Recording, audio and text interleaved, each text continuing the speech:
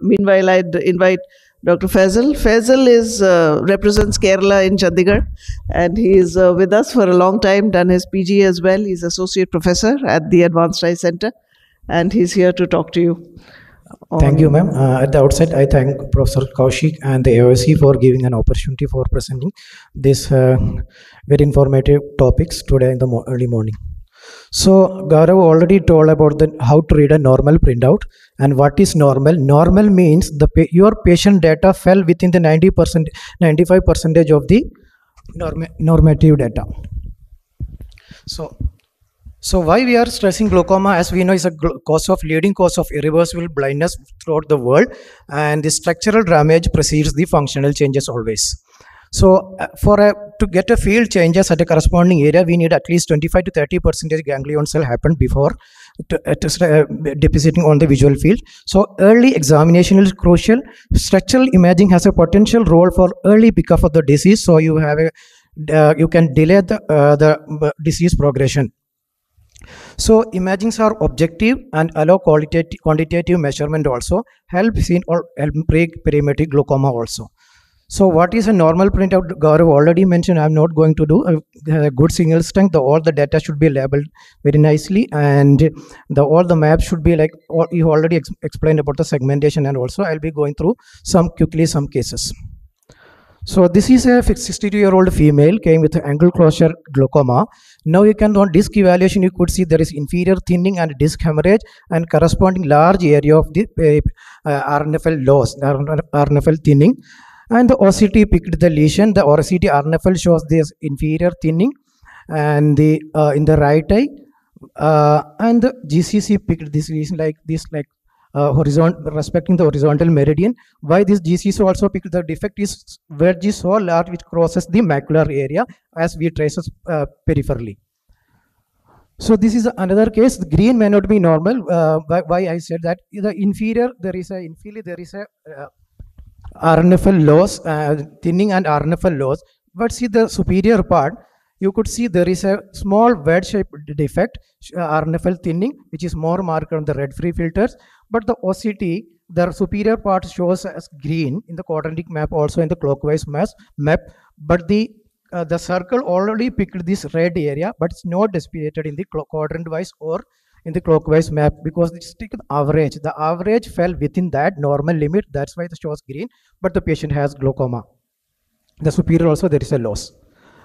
So the quadrant alone, sometimes the lesion can be, the RNFL thinning may be so peripherally that may not come into the within the circle.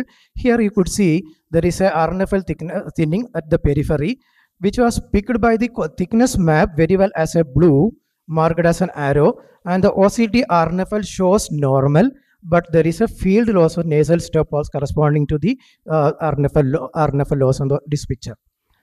So this is another patient where there is a steroid responder. The inferiorly there is a wedge-shaped RNFL defect. The OCT RNFL picked the glaucoma, the changes, but the GCC became normal. Why it's happened? The thinning is extremely inferiorly, not crossing the macular area if you be traces peripherally. So this can be happened. There is RNFL, peripapillary RNFL loss, but GCC may be normal in glaucoma. This we always keep to see the clinical exam, how to use it to correlate your clinical finding. Here the disc appears apparently normal in both eyes, and the OCT shows, right eye shows global thinning of the RNFL, peripapillary RNFL, and the GC is also global thinning. So once see careful examination of the macula, both eyes show this kind of lesion is maculopathy, and there is a on the OCT macula shows the changes in the macula. So the red in the GCC was not due to glaucoma, this was the maculopathy.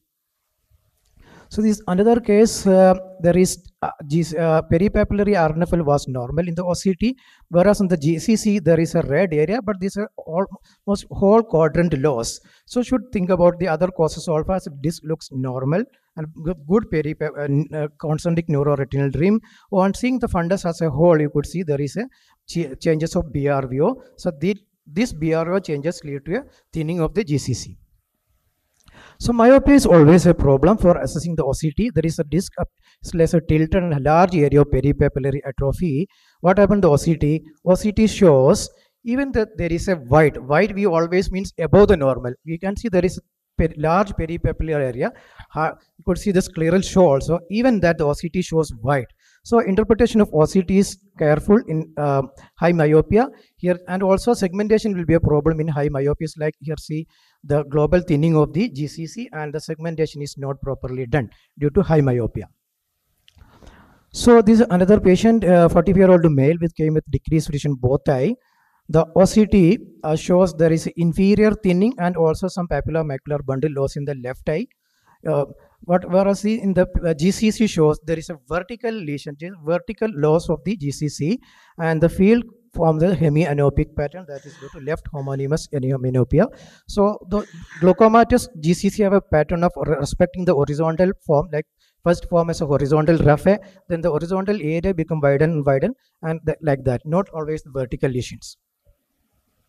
So yes, OCT, you can do a progression analysis also. You need a reliable baseline, then compare with the today's, that is an event analysis. You can measure the average. You can take a graph and the average RNFL thickness, and also the quadrant wise RNFL thickness also. If you don't have this software, you can see the each printout. Here the first printout, the first visual field was, first OCT was, even GCC was normal. On following after 1 year, the GCC, there is more thinning, the lesion become more pronounced. The lesion become more pronounced in the inferior part, and also similarly this picture, the quadrant initially was the yellow, and later on it will become red during the course of the development. So the artifact can be seen in blinking, high myopia due to poor segmentation error. Always keep in advanced glaucoma, there is an effect of floor effect. That means after a particular level, the OCT won't be changed because they already reached the threshold lower level. That is due to underlying glial tissue and the supportive measures. So in advanced cases, OCT may not be useful. So to conclude, the OCT is a widely used structural tool, and systematic interpretation is very important.